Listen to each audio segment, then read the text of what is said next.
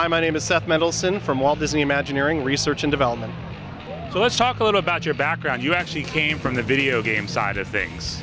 Yeah, actually I've been lucky. I've been in the video game world for about 25 years as a game designer and game producer, and have worked on many Disney titles including Lion King and Aladdin. And you also worked at Westwood. You were involved with Origin. Talk about some of the other games you worked with over the years outside of Disney.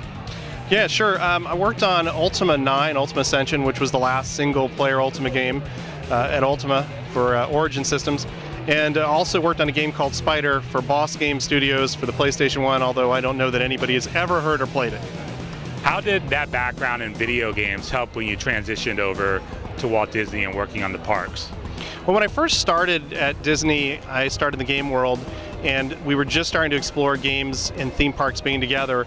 And over the last 14 years, as gaming and interactivity has become more important, the gaming backgrounds had more of a plus to helping work with the traditional building and our traditional brick and mortar types of projects we do.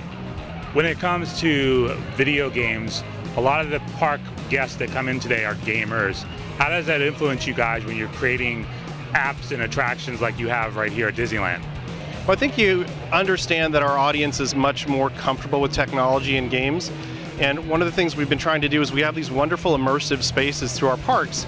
And as our audiences change, we want to make them more interactive and let you not just be in them, but interact with these worlds and make them come to life. So we're right here in front of a giant Ferris wheel with Mickey on it, and people typically have to queue up and wait a little while before a show.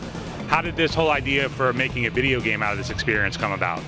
Well, one of the things we want to do is make magic in unexpected places. And we see a lot of guests are waiting for the show to start, and they're busy doing other things that take them out of the environment and out of the show. And so we wanted to come up with something that they could do while they're waiting for the show to start. So we looked around and we said, there's a lot of people here. We have this wonderful wheel.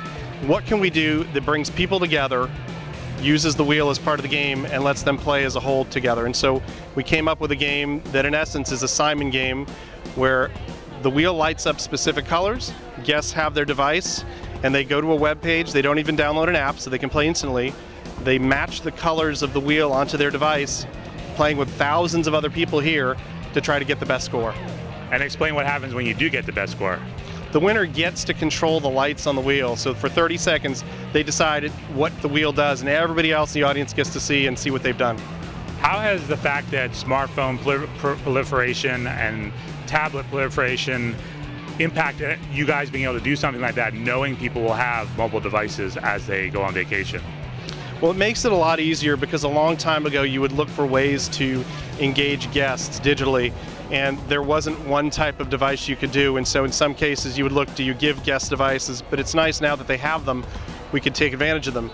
We also want to keep guests out of the devices, because one of our other goals is not to do things that keep you heads down. We really want to do things that bring you out into the world. And so in this case, the game on the device is part of it, but a lot of the experience is looking at the wheel and staying out of the device, staying heads up instead of heads down.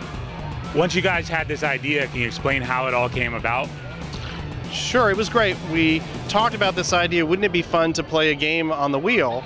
And the operations teams and all the other teams here were really open to figuring out how we could do something new. And so we started testing it internally first. We pretended using screens, and then we came out here, and when the park was closed and lit up the wheel, and the minute you saw the wheel lit up, you knew it was going to be special.